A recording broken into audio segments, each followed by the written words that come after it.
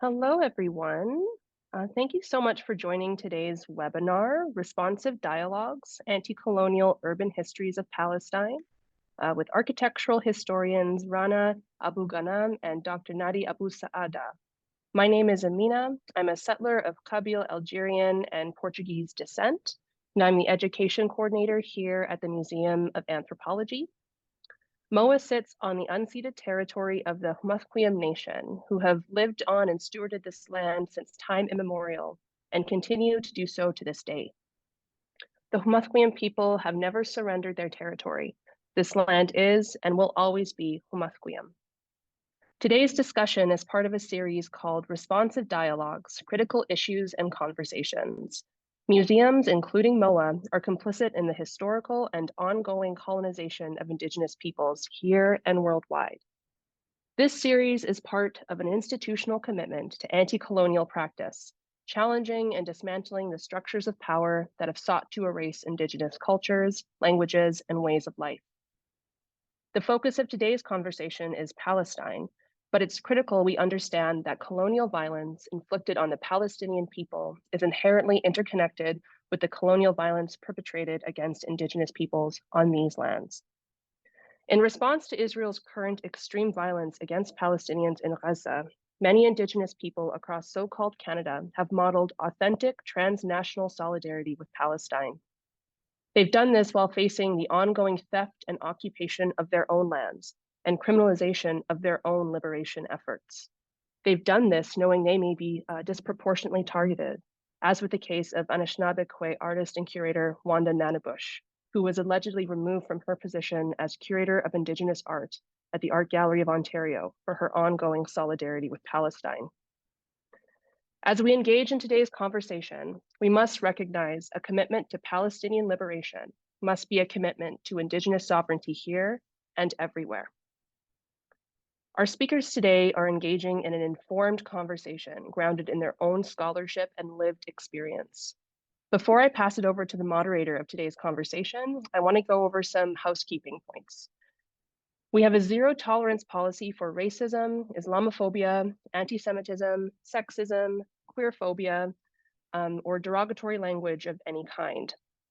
If you have questions that you wish the speakers to address, please submit them using Zoom's Q&A function located at the bottom of your screen if you're on a computer, and we'll get to those at the end of the webinar.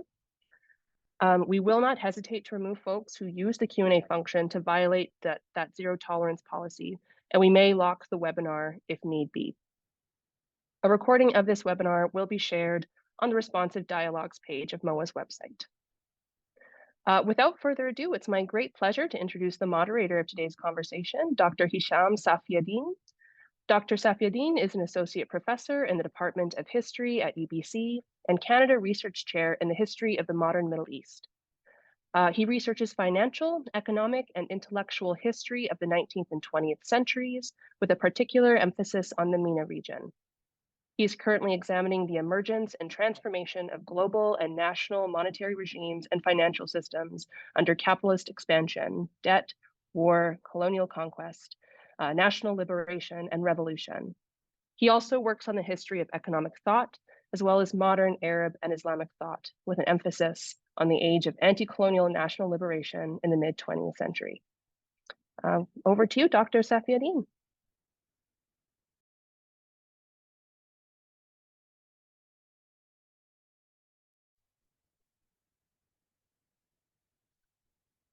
All right, I was just unmuting myself. Good afternoon, good morning, wherever you are. Thank you, Amina, for this very kind introduction, and also for conceiving of this event in the first place and doing this wonderful organizing to make this happen. I also wish to extend my gratitude to UBC's Museum of Anthropology directorship and staff for holding this event. The MOA, as we know, is currently temporarily closed as a physical space, but it remains open as an intellectual space committed to promoting, as it says, awareness and understanding of cultural diverse ways of knowing the world. In that spirit, I invite us all to engage today in a responsive as well as responsible dialogue, even if for some of you, the ideas presented may cause intellectual discomfort, which is, by the way, a vital sign of critical learning. Fear of knowing breeds ignorance, and ignorance breeds prejudice. There is no shortage of prejudice today against Palestine and Palestinians on university campuses in Canada and across much of North America and Western Europe. To borrow from the late Edward Said, the permission to narrate the Palestinian story remains censored, muzzled, maligned, and misrepresented. But we have come a long way since Said spoke those words. Palestinian scholars of all stripes and from all disciplines are now leading the way in the creation of critical and inspiring scholarship on all things Palestinian. If we are serious about decolonizing our ways of knowing, we must continue to center them and their work. Today, we are fortunate to have with us two outstanding Palestinian minds who wield the sketch of the architect in one hand and the scalpel of the historian in the other. Together, they recover through a multidisciplinary lens both the lost and living landscapes of urban life in Palestine across time and territory.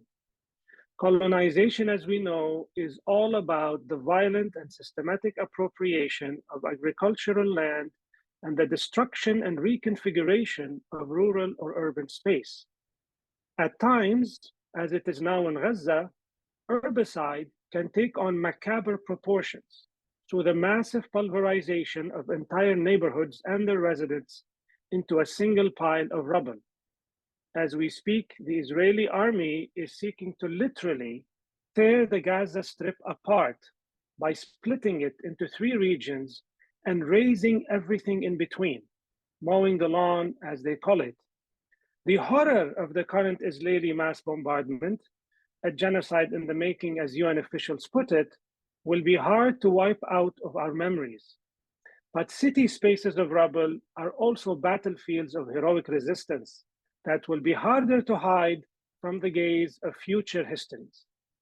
With all eyes on Gaza, we should not forget that the architecture of anti-colonial resistance to Israeli herbicide extends across the entire geography of Palestine. A geography, as is the case with all of Greater Syria, that has been the site of vibrant urban community making, or Umran, for millennia.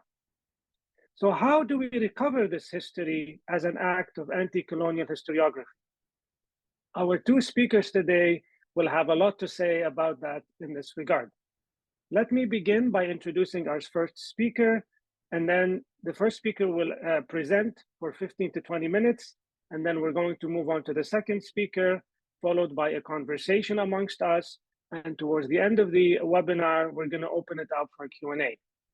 So I am delighted today to present to you Dr. Nadi Abusaada, who is an architect and a historian. Nadi is currently a postdoctoral fellow at the Department of Architecture in ETH Zurich. Nadi completed his PhD and master's degrees in architecture at the University of Cambridge. And before moving to Zurich, he was an Aga Khan postdoctoral fellow in the School of Architecture and Planning at MIT. Nadi is also the co-founder of Arab Urbanism, a global network dedicated to historical and contemporary urban issues in the Arab region. So Nadi, it's wonderful to have you with us today. I think it's evening on your end. Please go ahead, and you have 15 to 20 minutes to present. Thank you, Hicham, for your kind introduction, and thank you, Amina and the Museum of Anthropology for hosting this event and showing real commitment. I'm just sharing my screen, and I will ask you just to confirm, please, if you can see my screen. Hicham, yeah, all good. Okay. So my talk today will be on colonial and counter-colonial planning in Palestine before 1948. So mostly focusing on the 1930s and 40s, which is when Palestine was under British colonial rule, but also was starting to witness a systematic process of Zionist colonial settlement. And I would like to start with this photograph from the 1930s. Now, you may not recognize this particular site, but I assume that probably many of you would have heard of the city where it is located, which is Tel Aviv. And there are many reasons why Tel Aviv has been popularized, especially within the history of modern architecture. But the main reason is because it is known as the White City, that attracted a lot of European modernist architects, especially German ones, in the 1930s and 1940s. And it is even classified as a UNESCO World Heritage Site, as we can see here. But what's missing from this celebratory narrative is the historical context that enabled and shaped these developments, which is that Tel Aviv was conceived as a colonial town since the start. It was founded in 1909 by a group of Zionist colonists who had just arrived to Palestine. And their idea was to form, and I quote, a Hebrew urban center in a healthy environment planned according to the rules of aesthetics and modern hygiene, end quote. And so they were quite influenced by what we know as the Garden City movement, mostly in the UK. So they went and hired Scottish urban planner, Sir Patrick Goods, to plan their city in 1926. And you can see here on the left, the quite organic grid that he's proposing for Tel Aviv, but actually it was never implemented. But also you can see, if you look at the lower left side, you'll see a lot of empty space. But this wasn't really empty space. That's where Tel Aviv ends and the city of Jaffa, the Palestinian city of Jaffa, starts. But there's almost no acknowledgement to Jaffa's existence on this map, which is quite telling of how the colonial erasure of Jaffa is embedded in how Tel Aviv is conceived since the very start. But if we were to look at an actual map of Jaffa at that time, even 10 years earlier, like this one from 1917, we see that Jaffa was a major Mediterranean city, witnessing a lot of expansion. And that Tel Aviv, which is here in red on the upper right corner, was just a small colonial suburb built on its peripheries. And this really starts to raise a very critical question for us as urban historians, which is, how do we construct a narrative of native environments and landscapes that accounts for the many distortions in both colonial history and historiography? And in the past few decades, there have been quite a surge in academic interest in really trying to grapple with the histories of what has been called colonial urbanism. And these are just examples of some of the important works on colonial urbanism. And the main interest of these scholars is in how spatial apparatuses like urban planning and architecture served European imperial and colonial aspirations. Now, of course, these works are all important. But in my view, this colonial frame is only partially useful to understanding the process of urban change in imperial and colonial settings. And that's for two main reasons. First is that the colonial frame often results in overestimating the coherence of these colonial visions. And second, and more importantly, is that it also leads to overlooking the other parallel spatial practices that were being forged by colonized populations. And this is especially relevant for our context here, because the critical works that have been written on Jaffa's history are mostly approaching it through the colonial influence of Tel Aviv, which is important, but I argue there's more to Jaffa's history than this relationship. So I think to better understand Jaffa's history, we need to situate it within a broader regional environment and geography, which, as we will see, remained quite influential to how Jaffa developed, both before and after the establishment of Tel Aviv. Now, there are many reasons behind Jaffa's rise as one of the most important port cities in the Eastern Mediterranean in the modern era, and including in the period that I look at. And I will highlight three of these factors. The first factor is the city's strategic location along some of the most important inland routes connecting Egypt to Syria, as we can see in this map. Another really important factor, especially in the 19th century when a lot of European pilgrims start to visit the Holy Land, is that Jaffa is the closest port city to Jerusalem. And so for many of these travelers, Jaffa becomes the main gateway to Palestine. And this is mentioned quite frequently in travel books and history books written in this period. And that's especially after the construction of a railway connecting Jaffa and Jerusalem in 1892. Now, the third and quite important factor behind Jaffa's rise in this period is that Jaffa was a primary center for the cultivation and exportation of oranges. And this tells you how misleading this idea that the Zionists like to pose about Tel Aviv being a garden city in the middle of the sand dunes. And that's because long before Tel Aviv was even founded, Jaffa had already been known as a city of gardens. This is a French map of Jaffa from 1799, and it shows us that a large belt of citrus plantations had already surrounded Jaffa since the 18th century.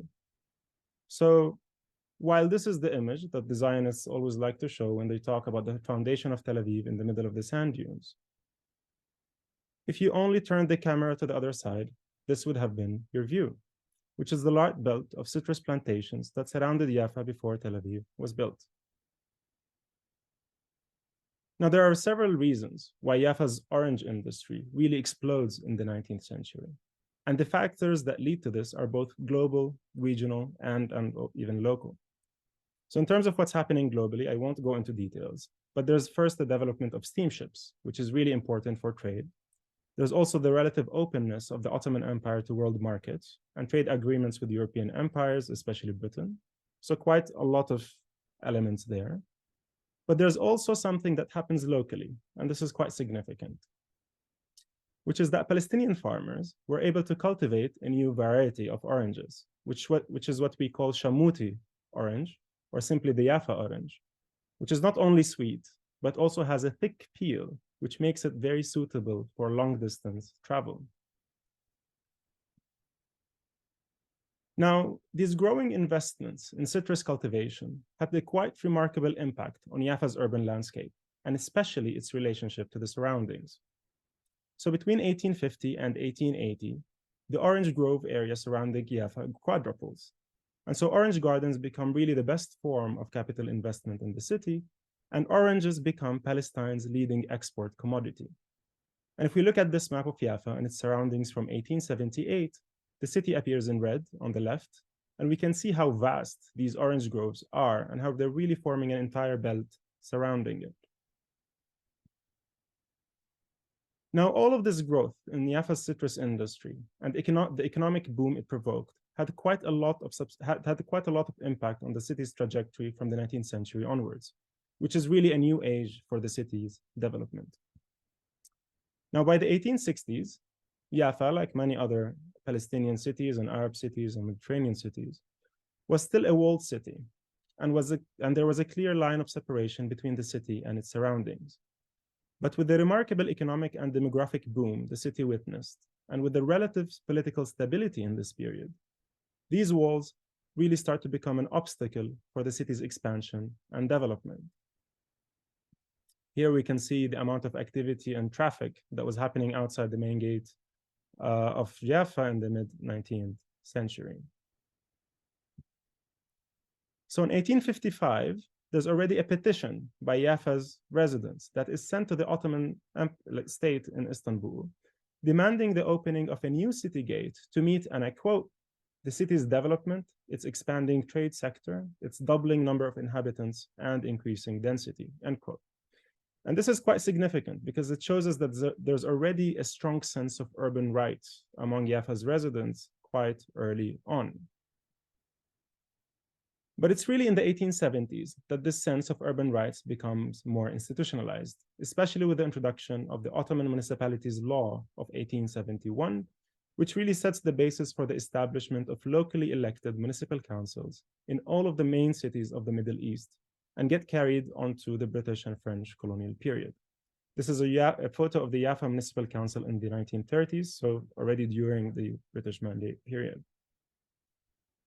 And it's important to note here that the archives of the Jaffa municipality were mostly destroyed and looted by Israel in 1948, and many documents remain censored. So instead, we have to look for this history in different kinds of records, like newspapers, memoirs, and photographs. And we can talk more about this later if there's interest. But what's significant about these municipal councils is that they really encourage the emergence of a modern understanding of urban space and the city as a whole. And this is mainly done through the introduction of modern building and planning codes for the first time, which really become chief instruments for the rationalization of urban space throughout the Middle East. And so one of the first courses of action that the municipal council in Jaffa takes is the demolition of the city walls and filling up the moat that once surrounded the city. And this really ushers a new age of municipal development in the city, turning the area into a hub for new administrative, commercial, and cultural institutions. And many new monumental buildings get built there, like the Ottoman Clock Tower and the municipal building, a prison, a government headquarters, etc., all of which we can see in these images.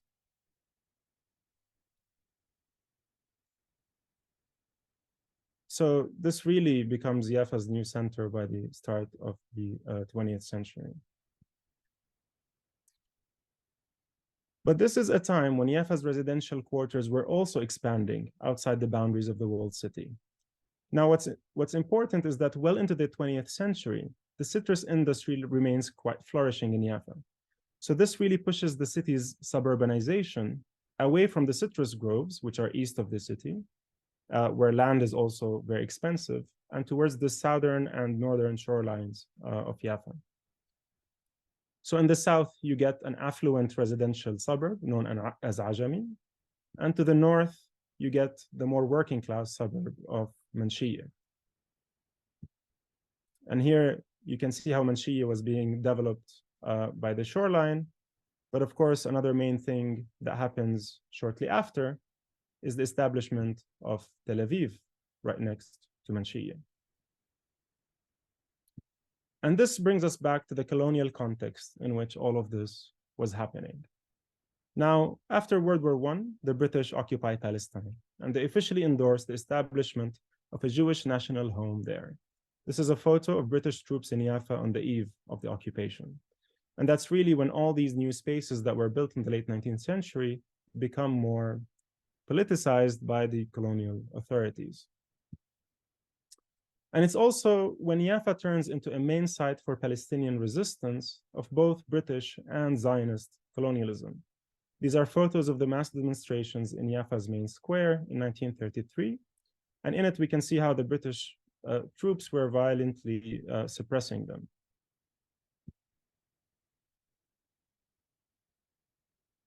But the most drastic British campaign in Jaffa took place a few years later during the 1936 Great Revolt in Palestine.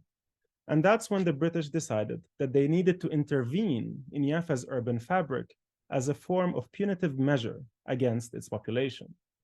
And they focused their campaign specifically on the old city, which was very densely packed, and not on the new suburban developments that we talked about earlier.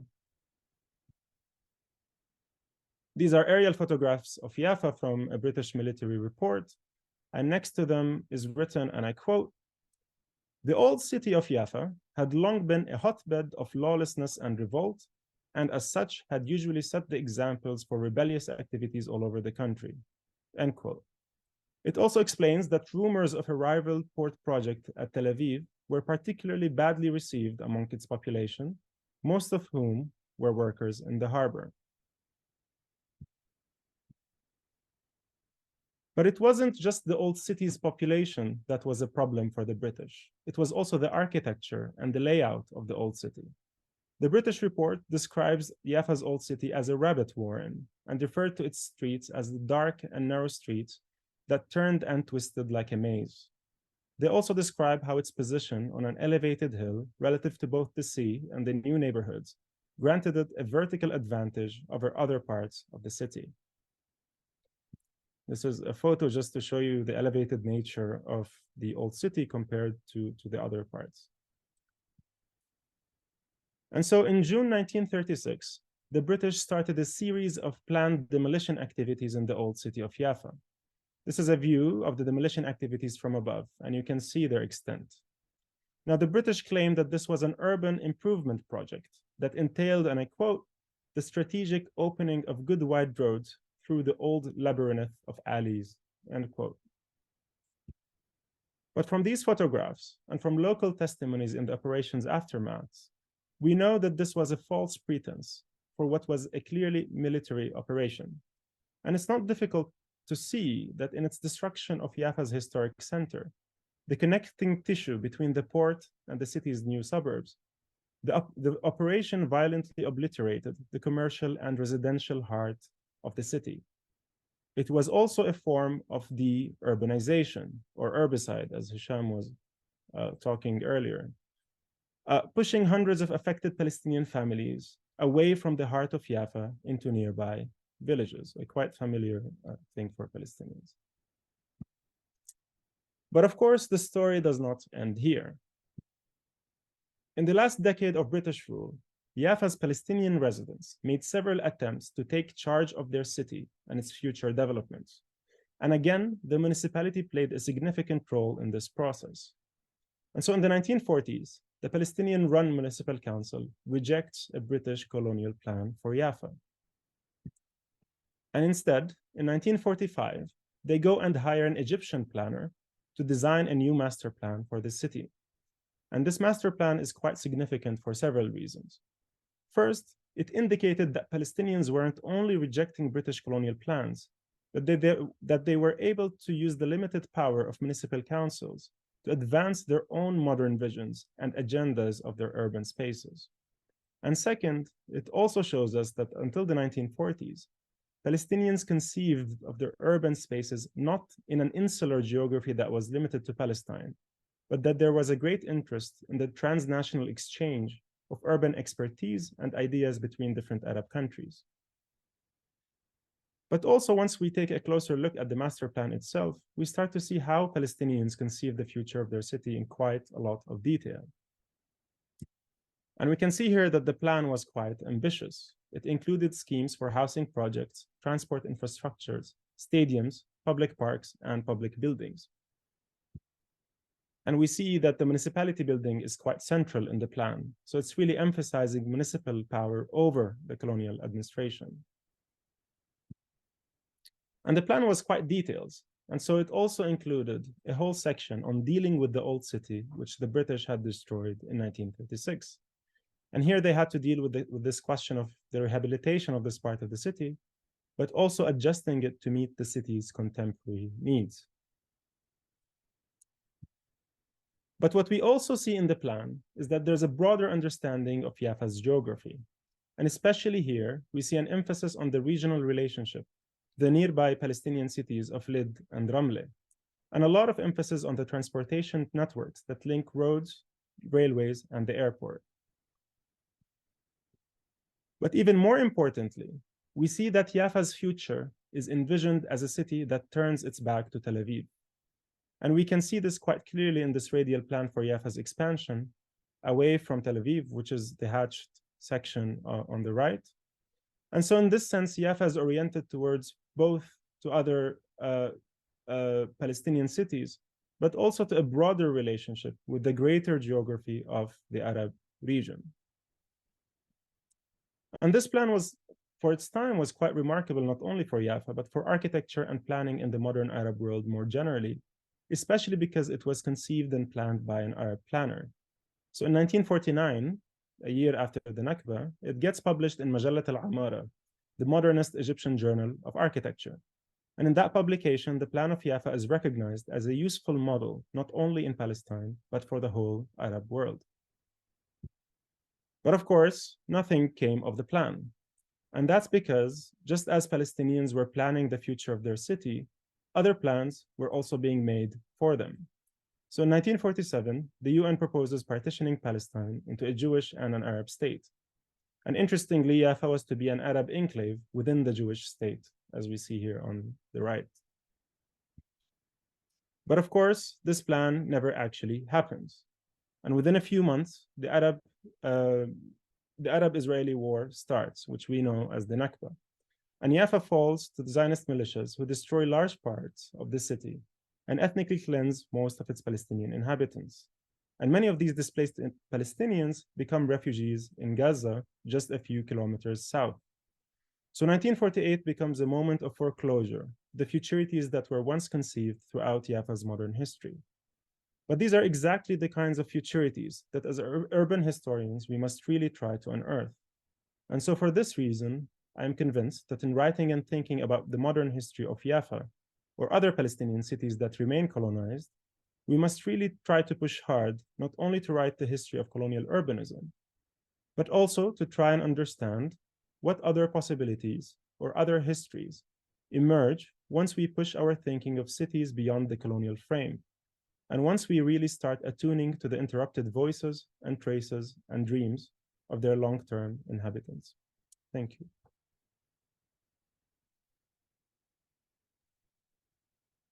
Thank you very much, Nadi. There's a lot there to discuss and think about, and I look forward to the conversation after our second presentation.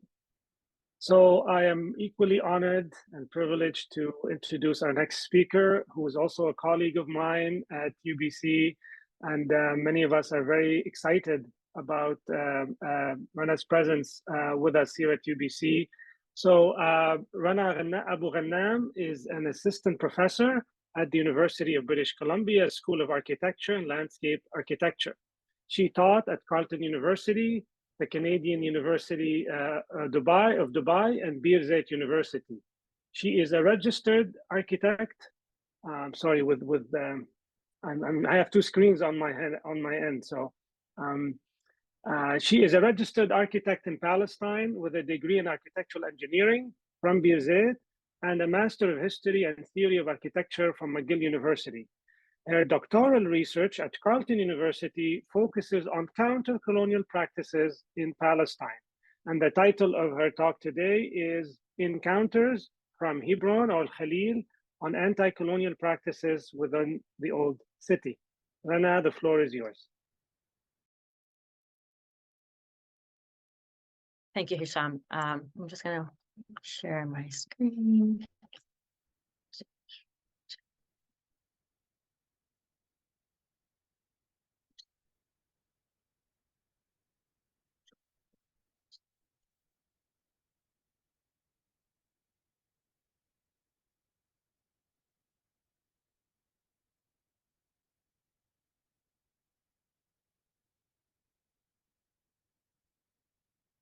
Can you see my screen okay? Yeah. We can. Yeah. Perfect. Okay. Okay. So thank you everyone for being here today and for taking the time to listen and learn and hopefully have a moment to kind of understand the condition of what's happening in Palestine. Thank you, Nadi and Hicham, for your introductions, and thank you for the MOA for opening their space to talk about Palestine. I think Nadi's presentation was very helpful in kind of giving a forefront understanding of some of the conditions that were happening historically in Palestine. I'll attempt to talk more about more current conditions that are happening specifically within Hebron and Khalil. My name is Rana Abughannam, and I'm a Palestinian architect, scholar, and an educator. I also identify as the settler of color on this land. Today, I would like to talk to you about the old city of Hebron or Khalil, which is about 20 kilometers from Bethlehem, where I was born and raised for most of my childhood. Oops. So, as a bit of an introduction to the city of Hebron is located south of the West Bank, about 30 kilometers from Jerusalem. It is the most southern hilltop city before entering the desert towards the Naqab. It is known for its long-standing tradition in handicraft work, including glass blowing, leather work, and pottery making, which will come into being important at a moment today. At the eastern edge of the city is the valley down the hill from the new city development. This is where the old city resides, over here. It's one of the oldest continuously inhabited cities in the world and the largest old city within Palestine. Historically speaking, the old city stands and expands from this archaeological site, which is called Tel Rumeide, which is a Canaanite city that was created around 1700 BC, and currently, as I mentioned, an archaeological site. Originally, the center of the city began from Tel Rumeide, from over here, and expanded towards the Ibrahimi Mosque, or the Tomb of the Patriarchs, which was initially located at the edge of the town. In the old city of Hebron, there are two main streets that cross through the city along the valley from the west to east. The first which you see over here. Can you confirm you can see my cursor as I kind of point onto things? Kind of. It's white. I don't know if there's a way to make it red. Someone can. I think there's a way to put control on. It's not a big deal. We can still see it, but I'm happy you pointed out to the audience. So try to follow the red. If you place it on the colored parts of the map, that might help. Yeah. Okay. So the first one is just kind of south of this, which is the path over here. That is Al-Qasaba Street, which is seen as the spine of the city. On the ground floor of that street, there's shops and small workshops on each side of the street, while the upper floors usually are reserved for residential homes. The second main street is the one that you see here, just parallel to Al-Qasada Street, which is Al-Shuhada Street down here. Al-Shuhada Street runs on the periphery of the city and follows the path of the Old Jerusalem Road, which was a major artery for trade, connecting all the way down to Gaza. The old city is also believed to host the remains of Abraham or Ibrahim, who is the patriarch of all three Abrahamic religions, Judaism, Christianity, and Islam. The Ibrahimi Mosque, or the Tomb of the Patriarch, is where it's believed that Ibrahim, his wife Sarah, and his two sons, their wives, and their children were buried. The complex also hosts buildings that date back to the 1st century AD. So this significance has really intensified the colonial project within the old city, really aggressively seeping within the city. So whereas the colonization in the occupied Palestinian territories in the form of the Israeli settlements usually takes form on the outskirts of the Palestinian cities. So an example here, you see all the orange dots where all the built-up settlements, the Israeli settlements exist in the West Bank around some of the main Palestinian cities. In the old city of Hebron, things look a little bit different. So looking at the old city of Hebron, again, Al-Shuhada Street taking form here, Al-Qasaba being over here with that second street over there. Within the old city of Hebron, what we start seeing is that the process of Israel's settlements and Israeli colonization has taken form right into the heart of the city. So this is where you see those blue locations. Those are Israeli settlements that currently exist within the old city. There, the settlements has either taken the form of occupying settlers, taking pockets within the city, or really taking up top floors of Palestinian homes, as you see in this example here. So here you see different examples of settlements and how those look within the old city. Since the start of the settler project within Hebron in the 1970s, but more specifically in the past half a century, the old city has become a highly militarized city, infested with multiple processes of division, layers of control, attempts of land grab, and acts of violence, really turning sections of it into complete ghost towns. Mind you, this process of division, land grab, violence, and control is not really an anomaly within Palestine. On the contrary, the old city of Hebron presents a microcosm of the colonial condition throughout all of Palestine, and more specifically as well within the West Bank. So focusing in the West Bank, in 1995, the Oslo Agreement was signed stipulating the division of the West Bank into 3 different land designations, distinguished by 3 different levels of control. So the first area, which is Area A, which is what you see as those green, kind of dark green spots within the map, the second map, this is the only area that is deemed under full authority of Palestinian Authority. So that's civilian and security control. That only amounted to 3% at that point of the West Bank. Area B included around 24% of the West Bank, and that's the lighter green area that you see here. Here, the Palestinian Authority was given the responsibility for public order, but the Israeli state maintained an overriding responsibility for control and security. And then finally, the majority of the area was actually given to Area C, which was around 73% of the land. Here, the Israeli state retained complete control of the land, both relating to security and civil issues. As an example, we're looking at the questions of planning, zoning, archaeology, infrastructure, all given here or maintained by the Israeli state. Area C also served and continues to serve the Israeli purpose of constructing their settlements and creating military infrastructure. So similarly, in 1997, just a couple of years after the Oslo Agreement, the Hebron Protocol Agreement, or HPA, divided the city into, or the old city of Hebron, into two distinct political regions. In the old city of Hebron, which we see here as a zoomed in, the area was divided into a much larger H1 and a smaller detailed H2. Those had different levels of control. In H1, approximately 80% of Hebron, and this is where the majority of the Hebronites now reside, the responsibility for security and civilian matters were given to the Palestinian Authority, including municipal affairs such as infrastructure, education, traffic, and health. On the other hand, where the old city is in H2, where the Israeli state kept security control over the area, while the Palestinian Authority received authority over civilian matters. So following the second Intifada in 2000, the level of aggression against the Hebronites increased with harsher security measures, restrictions of movement by foot and by car to Palestinians, closures of main streets while allowing Israeli settlers to use those, and shutdown orders for hundreds of stores and commercial establishments. The old city really now lives under a full apartheid system with checkpoints, roadblocks, and restrictions of movement, leading the Hebronites to struggle to continue really living in that old city. The city has been systematically divided and segregated, killing its urban scene, really an act of urbancide or herbicide. Today, the city is subdivided into four main regions of surveillance, governance, and control. So I'll talk a little bit about each one, hoping to understand a little bit more of the complexity of the area.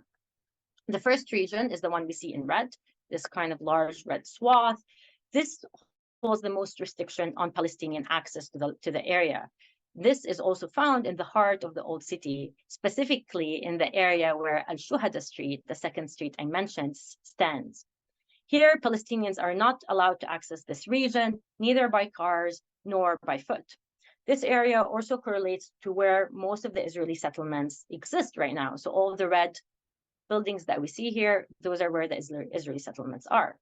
Israeli settlers and foreigners, on the other hand, can access the area with no restrictions or questions. In fact, Israeli settlers actually have a bus route and bus stops on Al-Shuhada Street, connecting them between the old city and the nearby Kiryat Arba settlement, just now to the east. In order for Palestinians to be able to move in the area and to access the area, in this part, entrances of Palestinian homes,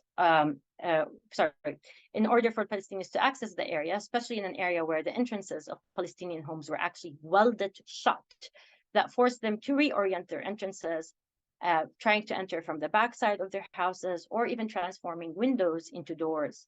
In other cases, where Palestinians could not even reach their houses via any other road, they had to lean or rely on their neighbors and neighborhood building. So here, people began to walk through private houses or climb through rooftops to reach their own homes.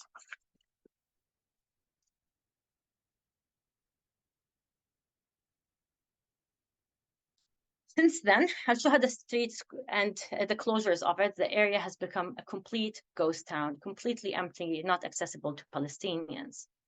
By 2007, around 304 Palestinian shops were closed, and 40% of the homes on the street were forcibly emptied by the Israeli state. Also, with three of the main schools situated on Al-Shuhada Street, the level of attendance of those schools declined by 50%, restricting Palestinians from their right to education. Now, looking at the second region, this region here in orange, the kind of bright orange, which is just south of the main street, Palestinians here that do not reside in the area are completely restricted from entering the area or visiting the site. Here, really, Palestinians have become segregated from their friends and families, where only those with a permit from the Israeli state are actually allowed to visit this area. North of Al-Shuhada Street, this blue area is where the current Palestinian Old City continues to thrive and survive, while still under Israeli surveillance.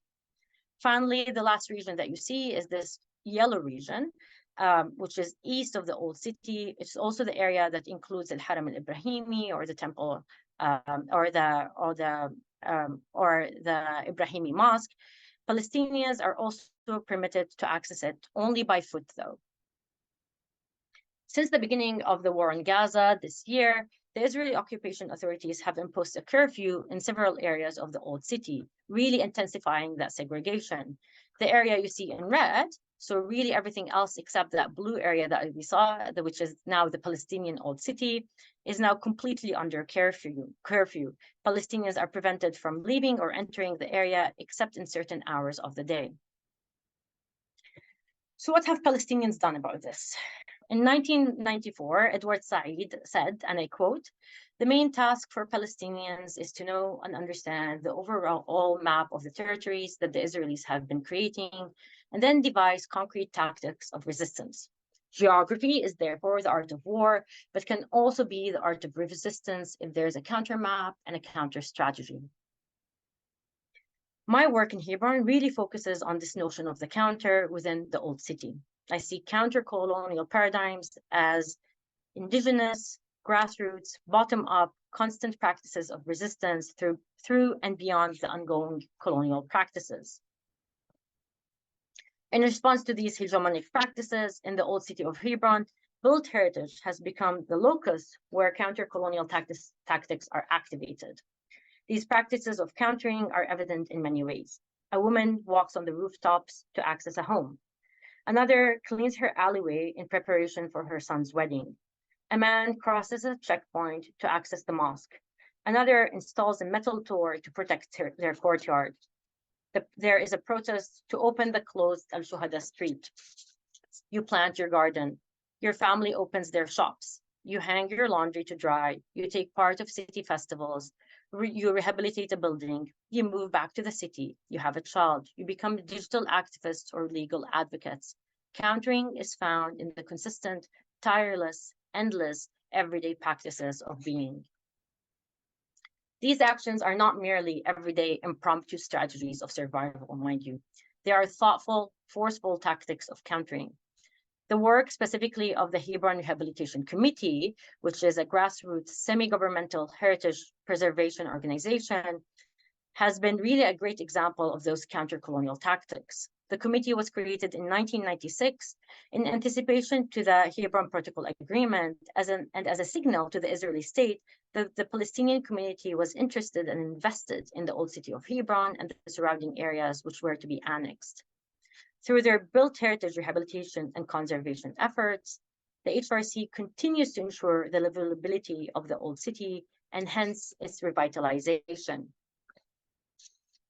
Their work has expanded from built heritage preservation and conservation to adaptive reuse, which is where buildings are being rehabilitated and then reused for a new function, reorienting entrances of homes, and documenting and archiving the built heritage.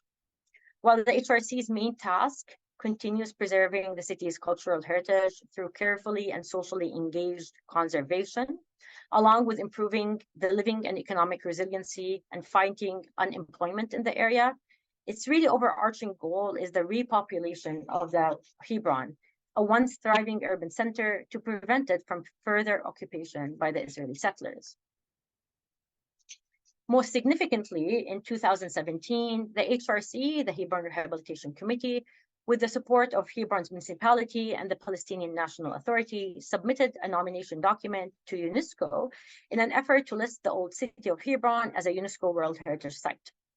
While the document primarily focused on acknowledging the built heritage value of the site, the move also hoped to prevent further urban loss, which also affiliated with social and cultural loss as well, due to the Israeli occupation.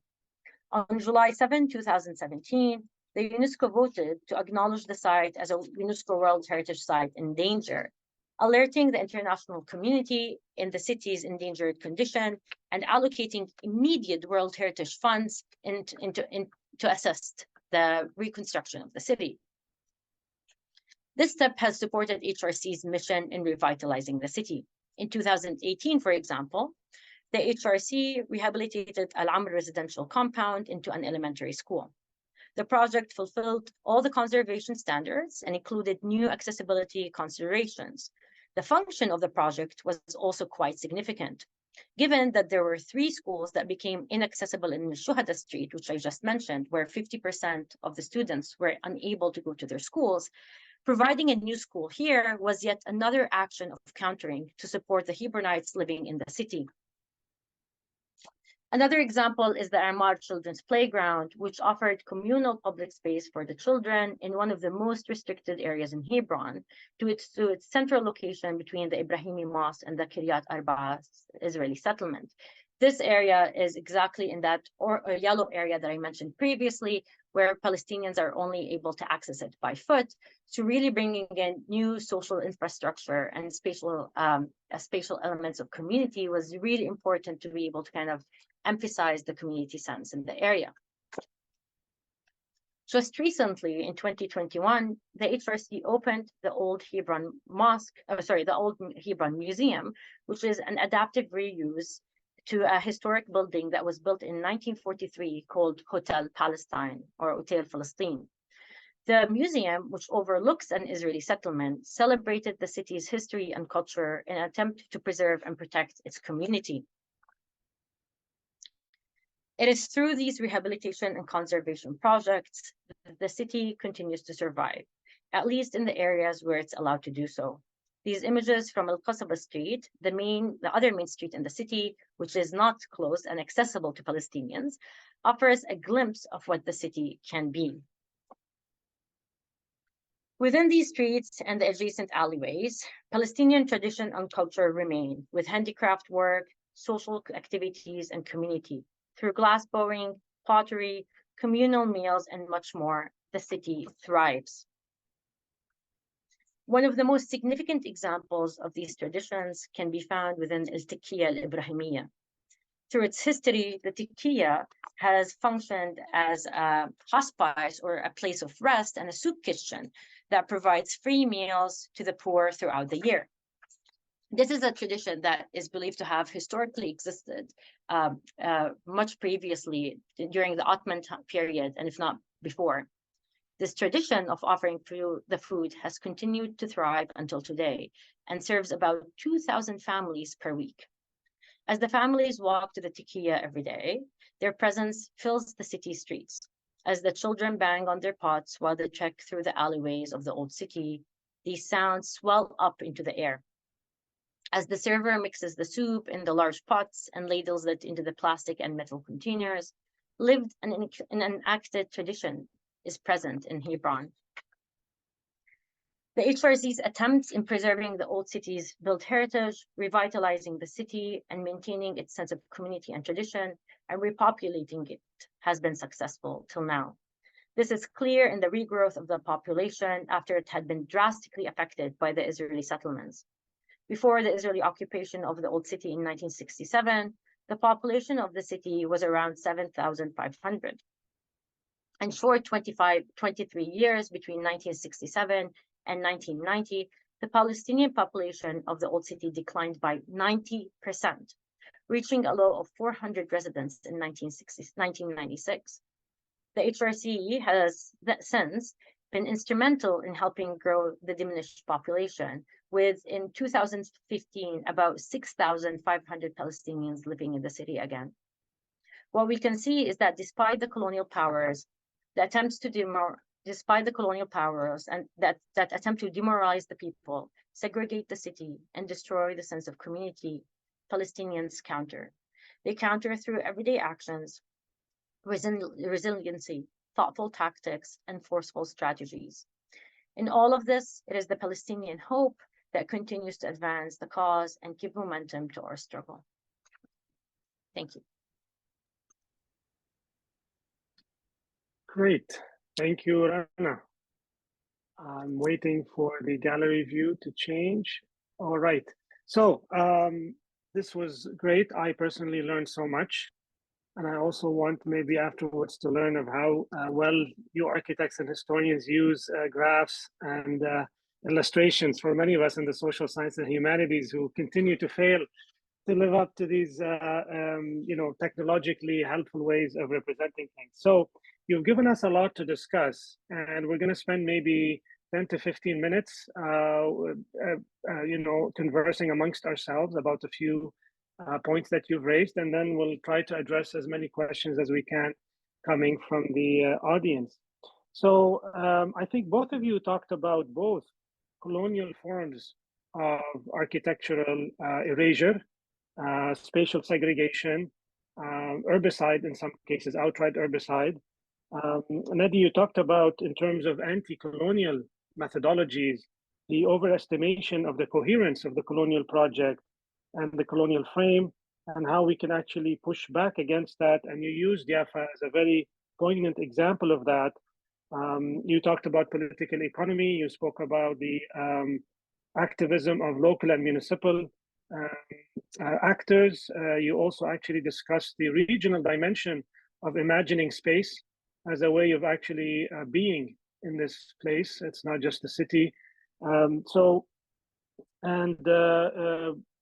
Rana, you spoke about the daily experience and day-to-day struggles and resistance in more contemporary times in Hebron. You also talked about the micro forms of segregation and the hierarchy of actually mobility that exists and restrictions of mobility. And you ended with a point of hope. So I want to first ask you both, how do you deal with the resources and the sources that you try to work with to reconstruct an anti-colonial urban history? So tell us a bit about your own challenges of accessing. So this is a question of access. That's the first one. And then the question of reconstructing the narrative. So if you can share with us, maybe we can start with you, Nadi. When you did this project, how did you manage to unearth some of the stuff you showed us, and what are some of the advice and tips you have for scholars? And same thing to Rana afterwards. Thanks, Hicham, for these reflections, which are really important. And regarding the question of sources, which is also, I think, as important as this narrative, is how do we come to it? There are major challenges in writing Palestinian history today. And I mean, basic facts like the Palestinians not having a central archive, for instance, is obvious, but I think is important to highlight here.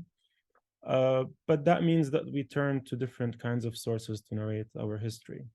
Some have turned into oral history, but in my case, it was mostly newspapers, Palestinian newspapers from the late Ottoman and the British Mandate period, through which you can get these daily narratives of events happening in the city, and reading through the political economy, the shifts, public opinion, etc.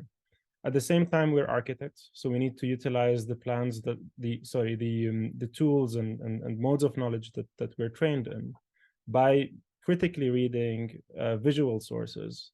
These include photographs, but also plans and maps produced at a particular moment for a particular audience by a particular architect or planner with a certain vision of both the past and the future of an urban space. So all of these items we must approach critically.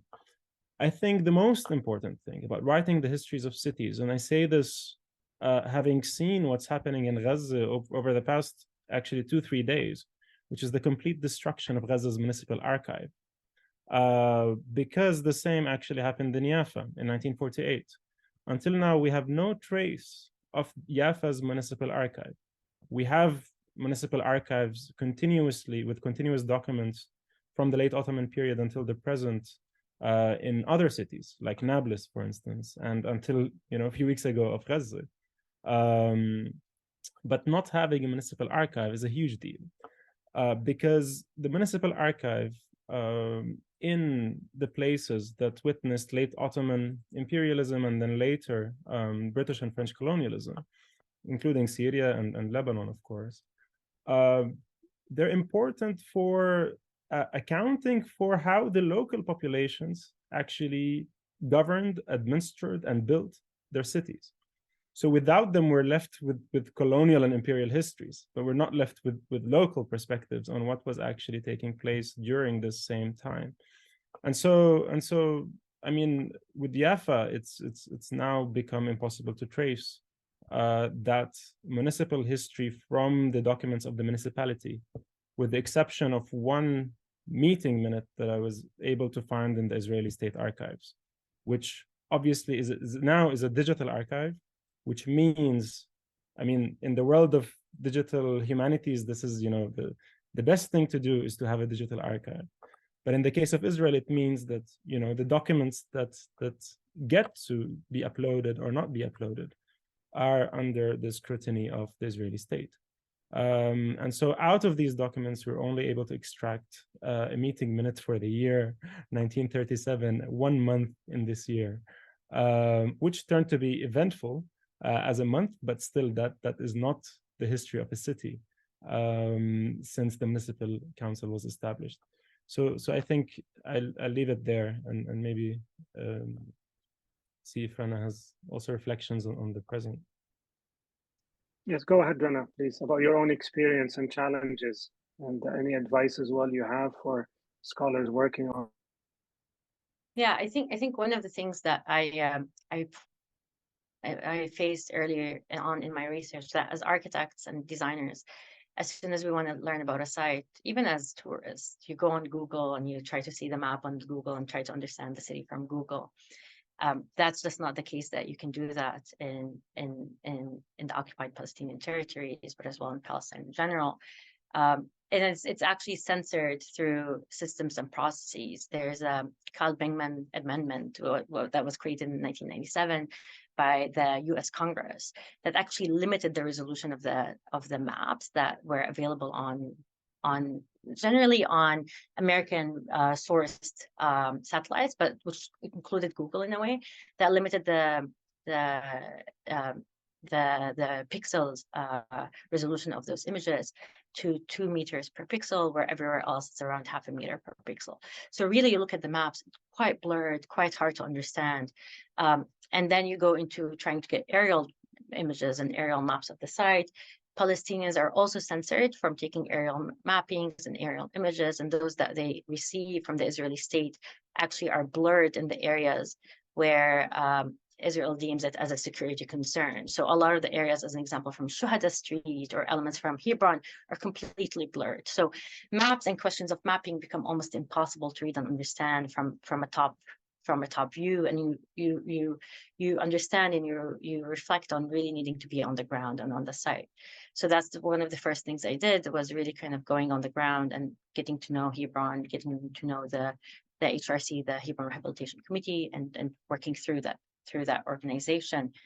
The other thing that also kind of limited my work as a researcher was my Palestinian identity, funny enough, really, that even as a Canadian citizen in Palestine and under the Israeli gaze or the Israeli state's gaze, I'm only considered as a Palestinian, and my Canadian citizenship becomes kind of invalid. So really, I wasn't able to access those areas where foreigners are allowed to access. I only accessed the areas where Palestinians could access.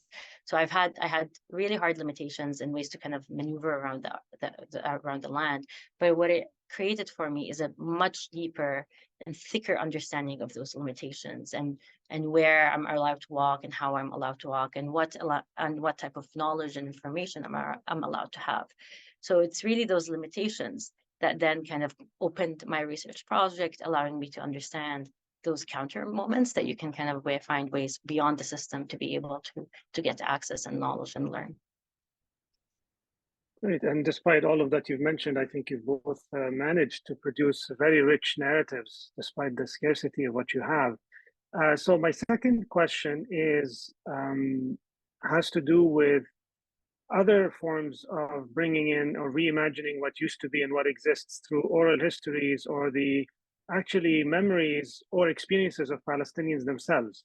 I know we're getting further and further away from 1948, and perhaps a lot of people, Palestinians who, firstly in relation to Jaffa or other parts of Palestine in the past, are no longer with us. I'm curious about, to what extent, as architects or visual historians or urban historians, do you rely on testimonies and ethnographies to reconstruct what actually is spatially used to be, or the urban community? And this is both contemporary and also in terms of the ethnographies of the past. So do you want to comment on that, Rana, and then Nadi, please? Yeah, so ethnographies in my own research have been really important, kind of learning from the people, but also kind of an autobiography of myself to understand my relationship to the site. But as Nadi said, oral narratives and kind of oral histories are crucial in Palestine, similar to them being crucial in a lot of many of the settler colonial spaces because of the lack of access to other materials. Even in Hebron, which is more of a contemporary condition, a lot of the Hebronites haven't been able to access Al-Shuhada streets since 2000. So we're really talking about 23 years of not being able to access that area. So it's really relying on an older generation to help you map the area, to help you explain some of the locations, to help you understand some of the memories and the histories on that site. So even that it's contemporary, it's not necessarily as less intense or as a less violent condition. And really relying on, even as Nadi said, news sources and newspapers has been quite significant as a way as well to get some information, because there isn't kind of a clear archive to be able to rely on. Nadi? I think in the case of Jaffa, I'm reminded, and I cannot but mention this, of this brilliant film by Palestinian filmmaker Kamal Jafari, who goes and takes found footage, basically Jaffa after 48. So in the 50s and 60s, it became a movie set for many Israeli and American films. So what Kamal did is he went to some archives in the US and found a lot of this footage of Jaffa with, you know, Israeli actors and American actors in Jaffa's streets. It was mostly a ghost town at that point. And then what he found is that in the background of these shots, there are figures that, you know, are elusive, you know, are shot almost by mistake. And what he did is he zoomed in onto these figures. And these figures were Palestinians. So were the remaining Palestinians of Jaffa, who just happened to be in the shot because they were either putting up laundry or sitting on the stairs or, you know, talking with each other in cafes, etc. So they were the background of this Israeli and American films, but he brings them to the foreground. And they become the main protagonists of that history and that narrative. And actually, at the end of the film, he identifies every single person of these, their age, what they do, who they are. And he's only able to do that because he's from Jaffa. And he knows the people, and he goes around and asks, you know, do you know this person? You know, yeah, it's my mother, it's my grandma, etc. So I think it's inevitable for us to rely on oral history when much of the written records have been destroyed or looted. The brilliant project of the Palestine Oral History Archive at the AUB remains an invaluable source. And one incredible thing that has been done recently is that Visualizing Palestine has incorporated these oral history interviews onto their maps of Palestine. So you can actually go zoom in on Haifa or Jaffa or Jerusalem and see the exact moment when someone is talking about a particular site. So that, I think, for urbanists and architectural historians, that is an invaluable resource that we must rely on and encourage and actually expand. Great. My last question before we start taking questions from the audience has to do with the role of the global dimension of this story. Both of you have mentioned UNESCO at some point.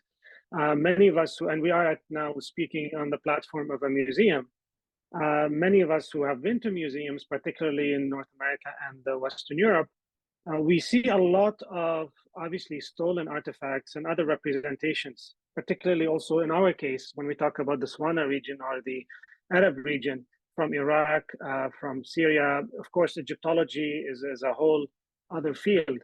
So I'm curious to ask you, I assume I'm not aware of any museum that actually either represents or presents on the urban histories of Palestine as Palestinian history. And if there is, can you tell us? So this is a two-pronged question. The first is maybe the role of heritage and of international organizations, and probably, I'm guessing, the complicity possibly, or maybe not, of actually erasing rather than amplifying and highlighting this history to the world.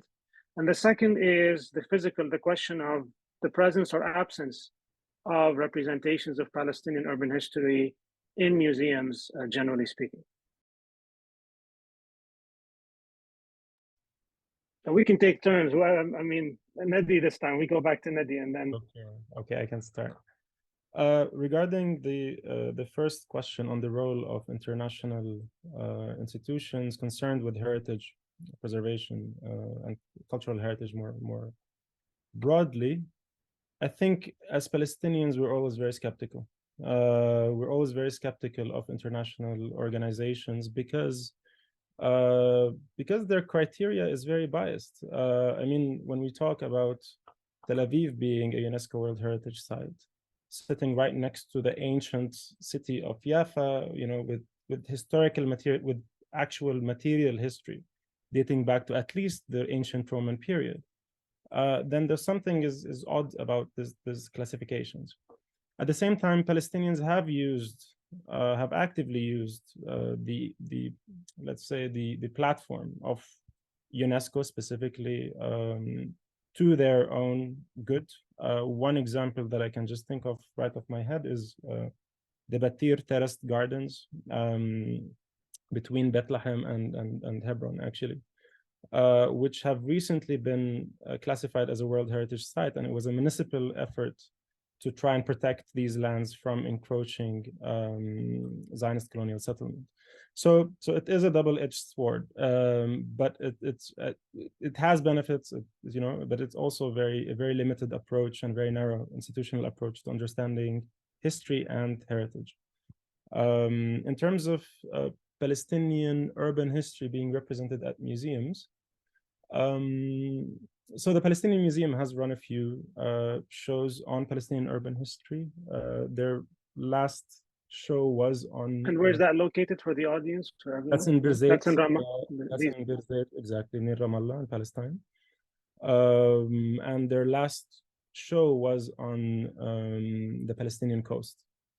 So in that sense, also trying to retrieve this regional dimension of Palestine and continuity of Palestinian geography across the mountains and the coast, but also its interconnection with the broader Arab regional geography.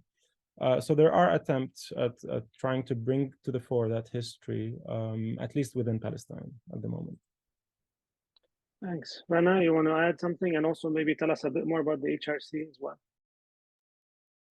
Yeah, so I totally agree with Nadi that there's an understanding that a lot of the kind of the European organizations that came through, there's also a question of like their complicity. UNESCO as a United Nations group that was created to protect education, culture, and science was actually created under the pretense, that's a little bit as well, this Western gaze towards other contexts. It was created at a moment where the pharaonic buildings that were in Egypt were under threat. However, I think from what I've seen from the HRC, but as well from other organizations, heritage organizations in Palestine, there's an understanding that UNESCO could be a platform that helps defend and articulate some of kind of the Palestinian agenda, some of the Palestinian heritage, and some of the Palestinian kind of authenticity in the site. So as Nadi said, Batir has been a great case of that. Hebron as well has been a good case of that, where annually the HRC or the kind of the Palestinian Authority submits a document to UNESCO saying how are things changing, how is the area in Hebron is being kind of protected, but also what are the threats that are coming from the Israeli state. So there is a way to as well kind of announce and advocate through UNESCO to the world, talking about what is happening in Hebron. And in another case, as an example, the Nativity Church in Bethlehem, again, where I'm from, has been a UNESCO World Heritage Site that was just taken off the danger list recently because of the massive rehabilitation and kind of preservation work that was done to the site. So I think there's a question in terms of what you can get out of that conversation and how you can also use it as a way to kind of move forward.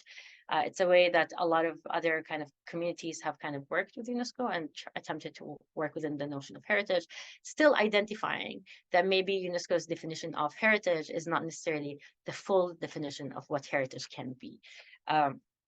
In terms of maybe museums and spaces where urban histories have been brought in, I think one of those actually like maybe more, so a great example is the Palestine Museum, but on a smaller scale, there's smaller museums that are popping throughout Palestine that are attempting to do that. One of them is the old city of Hebron museum that I just mentioned that just started, really just having a couple of rooms, really trying to kind of place and explain the history of Hebron, what is happening in Hebron.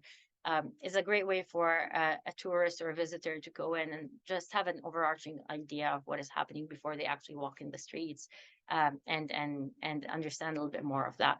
There's a lot of those as well throughout in different contexts. I don't know if there's many of them around the world. I know there's the Palestinian Museum in the US that attempts to do things like that.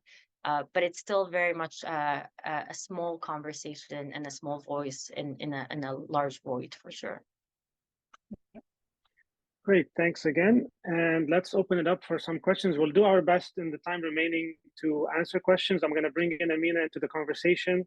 She'll be sharing with us some of these questions. And yeah, I look forward to that as well. Absolutely. And before I jump in, just thank you so much to the three of you for that beautiful conversation, that really rich dialogue that is so informative. And I feel like I've learned a whole lot today to take away.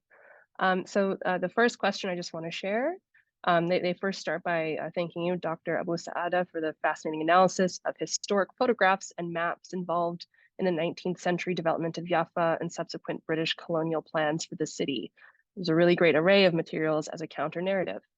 Can you say more about Palestinian movements in this period to create a modernist Middle Eastern architecture, blending Western architecture with local architectural forms, was something architects and planners were really interested as a means to resist colonial aesthetics in Japan and create their own aesthetics in Japan?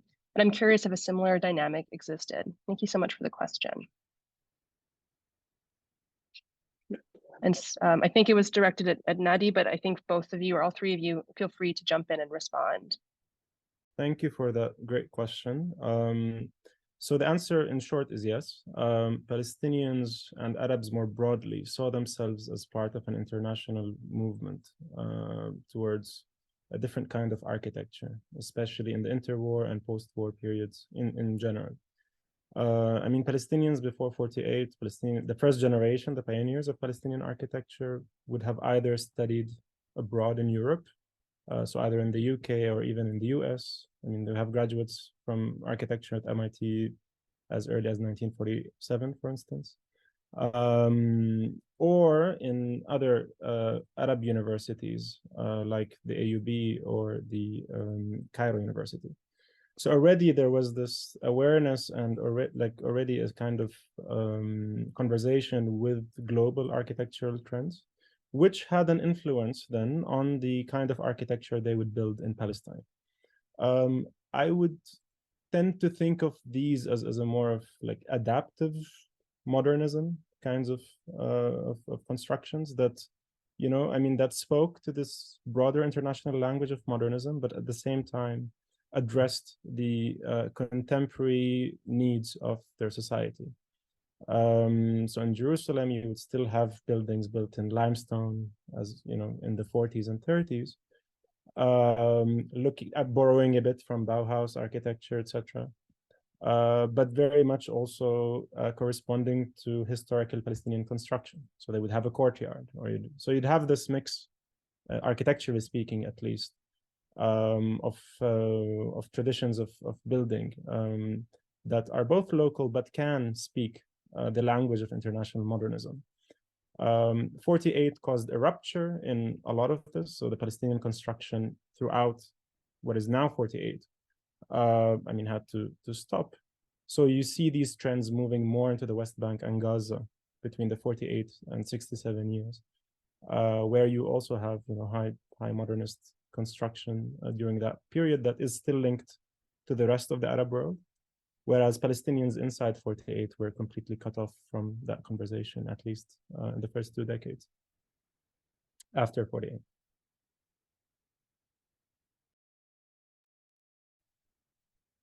Rana, did you want to add anything to that at all?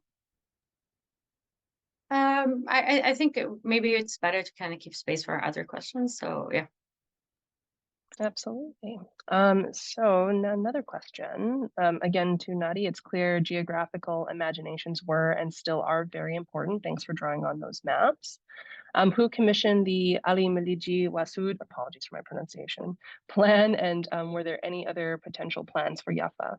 Do you have any evidence of how it was received by the public, including resistance movements? Thanks for the question. So the master plan was commissioned by the Jaffa Municipal Council, which is Palestinian run, after having rejected a British colonial plan for Jaffa. So it came more or less as an alternative. In terms of so it didn't get to live much in public space because 1948 happened. The plan was commissioned in 1945. It only started to become real, and you start to get blueprints by 1947. A year later, it's nothing comes of it.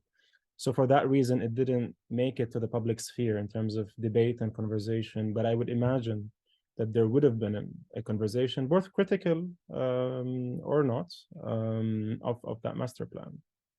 Because also the Palestinian newspapers were very actively at times opposing their own municipal council of Jaffa.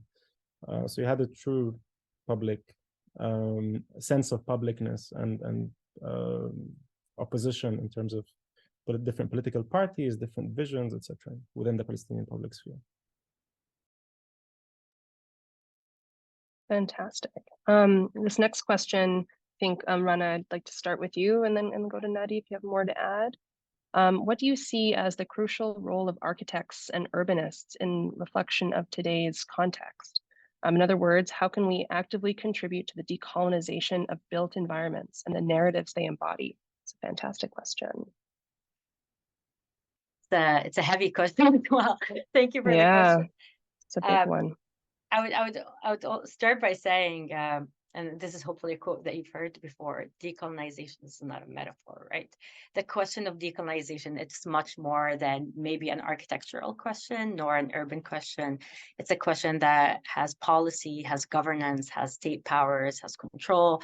I think there's a lot more to kind of consider beyond just kind of building something. And I think that's something I hope my students come to learn, that in architecture, we sometimes think that we can create an architecture that saves the world.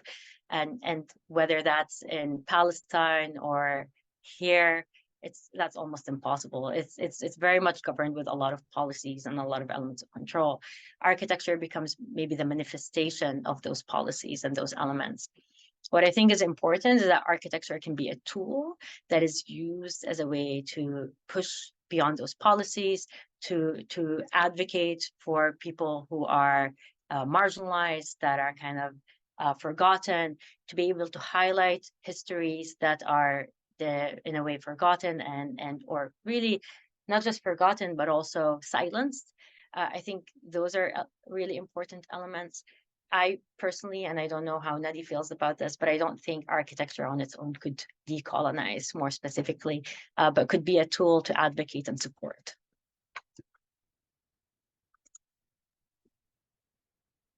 Nadi, do you want to add anything to that as well? Perfectly. No? Very well said, my goodness. I think we have time for maybe one or two more questions. We shall see. This one's a bit of a complicated question, I would say. What would an architectural or planning plan look like that addresses Palestinian needs, but at the same time is Israel's security concerns?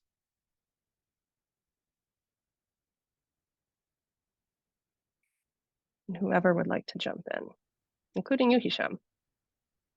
I'll let them respond. I mean, for me, I would deconstruct the question as a starting point, but and ask what is defined as Israel's security concerns, and why is this question of security actually prioritizing Israelis as settler colonists rather than the security, safety, and well-being of Palestinians. But I'm also happy to, of course, get our speakers to comment on that from their own urban history perspective, and what that question means when we address, bring it up in this context.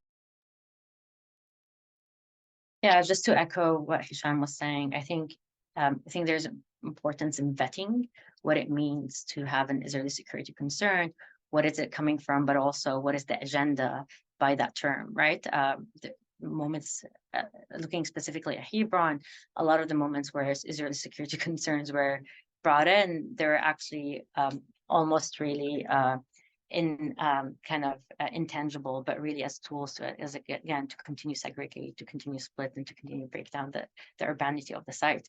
Absolutely. And I'll just say that I think something that's really powerful about this conversation, about this kind of urban analysis, is that it provides this tangible material evidence that can cut through certain types of rhetoric.